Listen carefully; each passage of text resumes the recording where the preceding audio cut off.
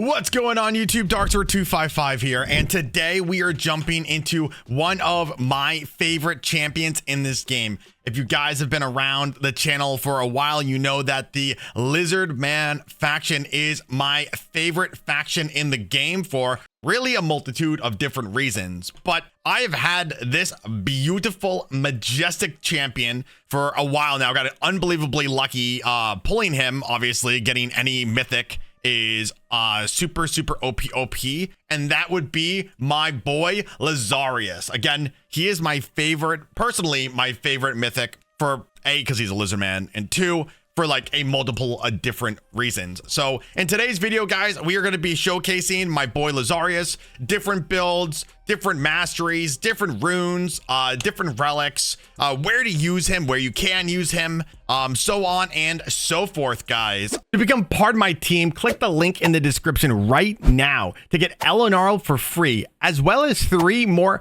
amazing epic champions as you level up. Here's how you do it. Log out of Plarium Play on your PC and uninstall it. Click the link in the description, register with a brand new email, launch raid, and complete the tutorial. Go to your inbox and claim your first champion. Don't miss out on this chance to get a free Elenaril along with 3 epics as you progress through raid. Click on my link right now and let's get started. I've seen really a lot of different guides on my boy here, but I wanted to try to make a comprehensive guide / a condensed version, just so you guys don't have to watch like a 40-minute like video on this guy. Now, again, if you are new to the channel, I have built my Lazarius in a multitude of different builds, and I would suggest that you do the same, meaning that, and I know that I'm jumping ahead of myself, in the preset manager, having him in one set of gear that's reserved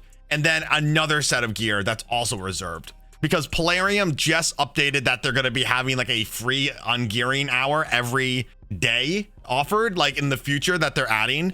So being able to swap gear will be so much easier moving forward. So that's what I highly suggest, because this champion is so good in a multitude of different areas of the game, and building him in those 2 different builds makes him, like, wherever you're using him, just that much more powerful. Instead of trying to do a hybrid build of the best of both worlds, you can really focus on one aspect of the game. Anyways, let's go ahead and jump into his abilities, guys. His first form, his A1, attacks one enemy, places a shield buff on all allies with the lowest HP for 2 turns. The value of the shield is proportional to this champion's attack. So the more attack, the bigger the shield. His A2 attacks all enemies before attacking, places a block buffs on all allies for 2 turns. Also decrease the duration of all buffs on the enemies by 2 turns. After placing a block buffs debuff on all enemies for 2 turns. So he puts a block debuffs on you and a block buffs on the enemy.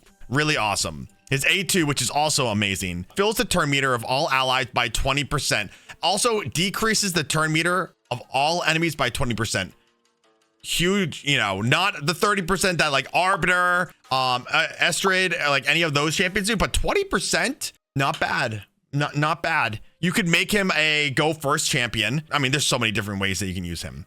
Then places a 50% increased attack and strengthen buff on all allies for 2 turns. And his passive at the start of this champion's turn, place a perfect veil buff and a 50% increased accuracy buff on on them for 2 turns. Also, this champion receives 3% less damage for every 750 attack they have, and this stacks up to 30%, which is insane. So if you have an unbelievable amount of attack, you are not taking that much damage. I mean, reduce 30% damage is insane. At the end of this champion's turn, revive a random ally with 50% turn meter and HP, which is amazing. So for me and my faction, like if you have this champion in Faction Wars, for example, and you don't have any other revivers, he will revive your champions every 2 turns. Every 3 turns with his A1 form. Now, jumping to his, there we go. His second form, his A1, attacks one enemy 2 times. The first hit increases his champion's attack by 3%, which stacks to 30%.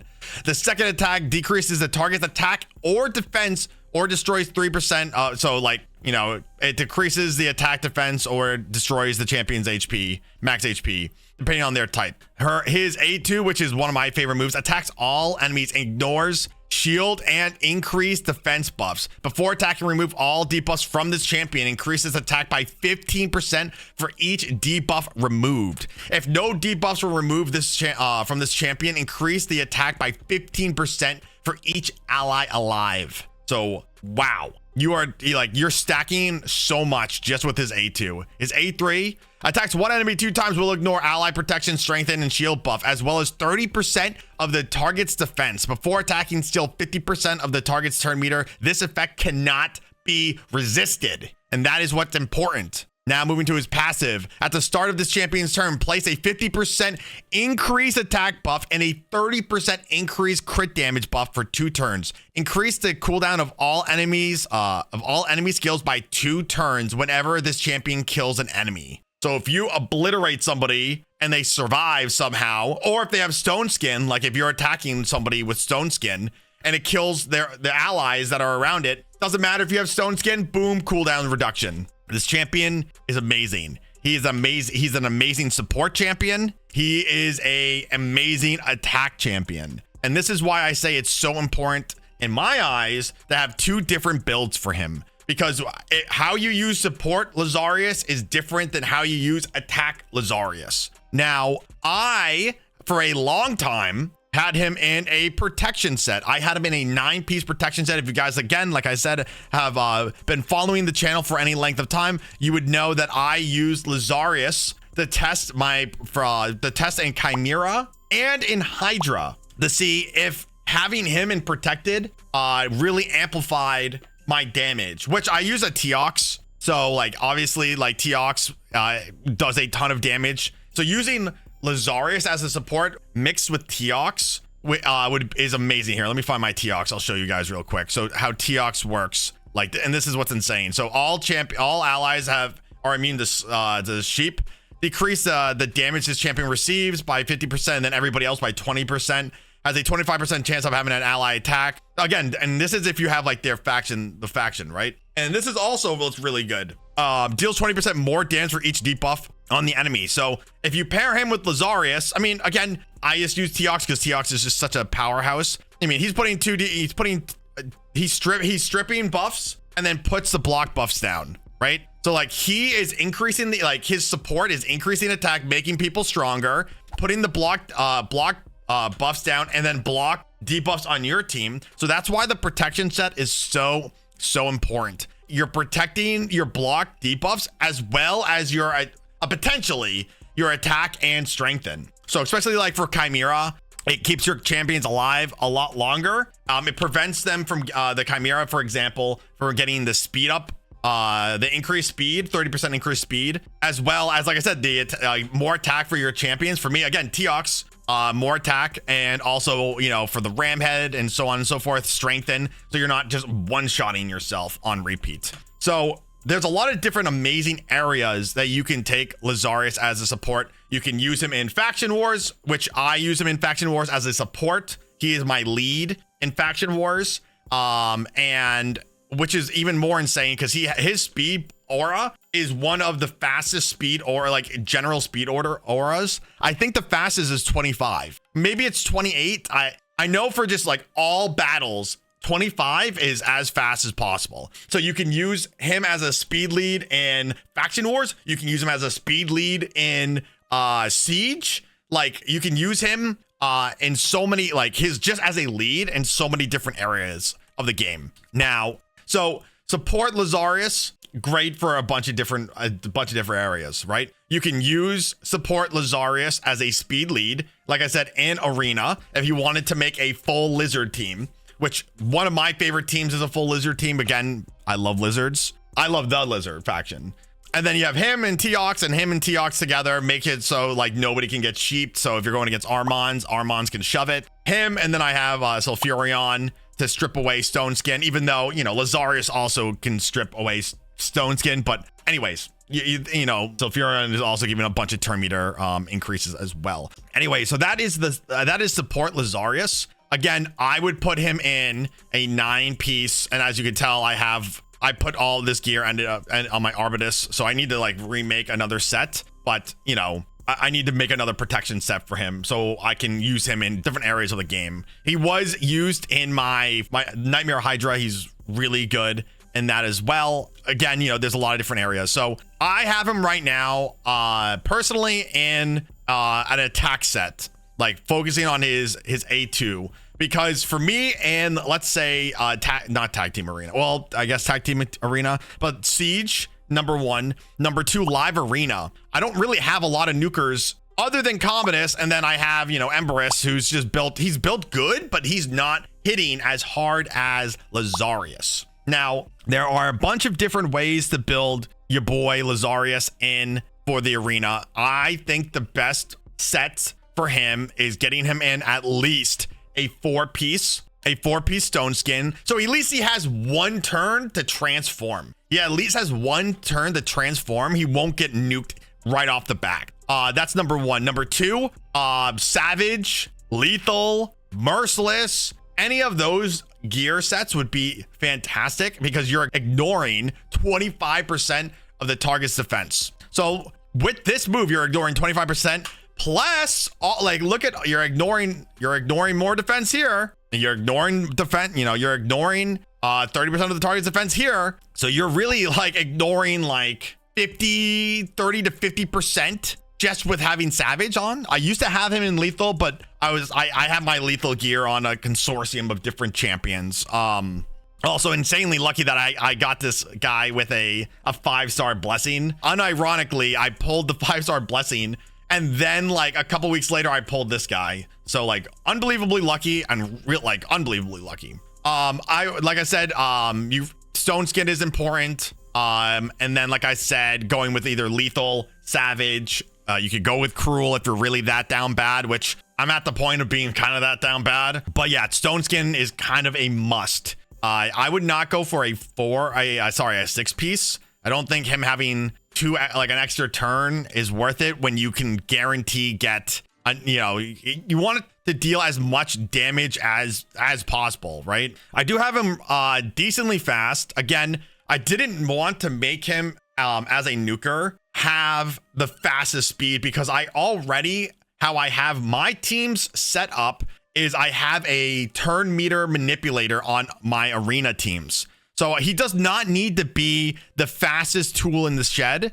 He can be decently fast. He is technically relatively slow. Like if he was up to 300 speed with these stats, that would be absolutely insane. I don't have him in high accuracy for this build because again, I'm immediately transforming, right? Like I'm immediately transforming to his second form. I'm not using him to buff my other champions. I'm using him to control alt delete the enemy team. Man, this guy is so cool. He looks like oh my god, the lizard from Jurassic Park, the first Jurassic Park, and of course it's escaping my mind what his name is. So with masteries, this is what I went with. Definitely went with Helm Smasher so I can have a more ignoring defense, right? When you're doing support Lazarius, you're really going to be going down the support tree. It would be nice that if you had like the free ungearing, if you could free ungear, like free re-gear, sorry. I could re-gear with my masteries, but obviously you can't. You can go down to get more accuracy. I don't think you really want, resistance if you need more HP, but mainly you're going to be going down, more accuracy, Lore of Steel. Where's Lore of Steel? Lore of Steel for the bonuses, the bonus speed and accuracy, right? This is how I have him as a nuker. Now for the blessings, I have him in Lightning Cage because I'm sick and tired of people sheeping him. Like I cannot stand it. And this at least gives me a chance. If they're going to strip my stone skin or if they're going to get sheeped, I have a chance to reflect it back. There are a bunch of different blessings you can take on this guy. Temporal Chains is it's right here where my hand is. It's right here. Sorry. Temporal Chains is really good if you're making him a support, like a speed lead. I had him in a long time in Soul Reap because I liked having a chance that if I don't absolutely eviscerate them, that Soul Reap will finish the job for me. But again, I have him in Lightning Cage because I'm sick and tired of him getting sheeped. Pretty straightforward. He doesn't need any, more crit damage. If you had a Cat's Gaze, which Your boy Dark Sword does not. I missed the event because of real life events, unfortunately. And look, as you can tell, my relics suck. These are my relics are just terrible. So I have them with the Talon. I really need to get this Talon to like level 5. I just have been kind of lazy, to be honest. You could, if you're going to be using him as like a PvE, you could put him in the Coronet. You could put that in the Coronet because he is giving himself a lot of buffs. You could do that. So if you're going to use him in like Chimera or Hydra as a damage dealer, which I wouldn't use him as a damage dealer in Hydra, but you could if you were that down bad. That would be a good option as well. If you're using him as a control, any of these relics that control turn meter would be really, really good. Just so you're lowering the enemy's turn meter even more. Again, it's kind of whatever relics you have access to. Yeah, let's go ahead, guys.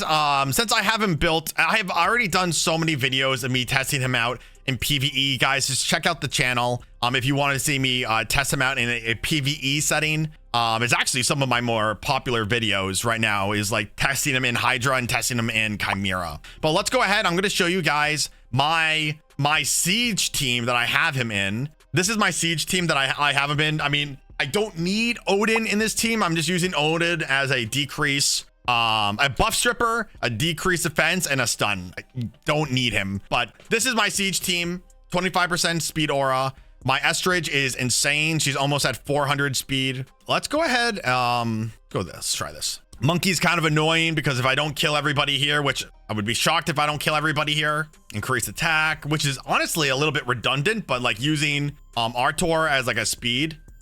Oh, did you guys see? Almost 300,000 damage. Almost 300,000 damage. I think he's a little bit bugged also right now because it doesn't show like the animation. This one will be very hard. Let's try this one. He does so much damage. Let's see all the stone skin. Oh, this is good. Okay. Lower the increased attack and a turn meter. We're going to strip. Hopefully we didn't strip. Transform and nuke. Boom.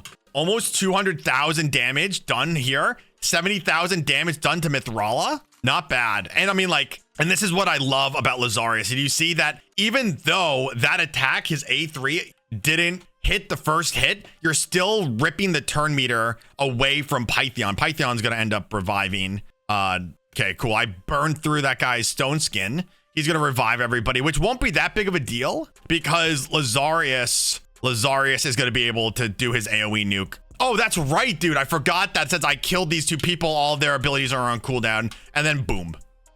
150,000 damage, 140,000 damage to Ultimate Death Knight. Just an unbelievable powerhouse. Let's go ahead and try this one. A little bit afraid. Okay, so Sify went first. Honestly, it's not that big of a deal. So, and this is why I think mythicals need to be changed in this aspect, right? First of all, amazing that that it like blocked all of his stuff. Ready? So this is what I don't necessarily like about mythicals. If like Fabian, Yamoto, or Basher, anybody who does like skill cooldown reduction, it does not affect the transformation form. Like I can transform and I have all my skills. I don't think that that's how it should be. It really should be that if I get hit with Fabian's A3, that I should not be able to transform. It just makes mythicals even more OP. Let's try to fight this. This is going to be a hard battle also. That one was rough because they ended up going first, which is again fine because we're not showcasing necessarily like this team. We're showcasing Lazarius here. So this is going to be a little bit of a problem also because as soon as I do any kind of damage, let's see, does he put the block buffs on everybody? All right. He might put the block buffs when I try to do my damage here. Yeah, so it killed everybody other than Ugo. And I mean, it put everything on cooldown, so it's really fine. We're just gonna have to wait out. You know, we're just gonna have to wait this out. Oh, actually, I'm just gonna nuke him. Yeet. And then I kind of no reason to like, I have to wait like one more turn and his stone skin's gone. Okay, that was rude. Putting block buffs on me. Gross. All right, and then let's do this. Boom. Turn me. Oh my God. We just hit that dude with a freight train. Actually, just so insane. Let me show you guys real quick my this is my tag team team. My tag team team. Yeah, this is my tag team that I have my boy in. All right. Yeah, I mean, like, this is I'm actually super excited. Okay, here we go. So Estridge is my lead technically with this. Wow, this Armand's went first, but I don't care. My Armand's is gonna stun that guy. F him. And Armand's is just gonna transform and kill. I mean, not Armand's. Armand's is gonna transform. Yeet. You know, pretty straightforward. Pretty straightforward team with Lazarius over here. Cool. I'm really happy that they're reworking tag team, because I think that tag team is so important. Like, tag team arena is so important. I know a lot of people don't like it, but he is really good in tag team. Like, tag team is really important. I can't wait for them to fix it. I want to be back in gold. Getting gold at the end of the week is just like punching myself in the head. But yeah, guys, that was a quick little walkthrough about my boy Lazarius. Like I said, I wish the faction was open so I could show you my faction team for him. But you know, if you wanted to take him into like any kind of PvP, like PvE content, you know, like I said, you can use him as like a lead. He's not really that great in as a damage dealer in PvE. I really suggest, if you're going to use him in PvP, you do not want to PvE, not PvP. You really want to use him as a support. And like I said, guys, I have other videos going over different support, just like showcasing him in different areas of the game. So go and check out those videos, guys. Let me know what you think of this video. I'm going to be trying to do a lot more champion guide videos. Let me know if you guys like these videos. If you think that I am missing any aspects of the video, like I said, let me know down in the comments, guys, and I'll see everybody in the next one.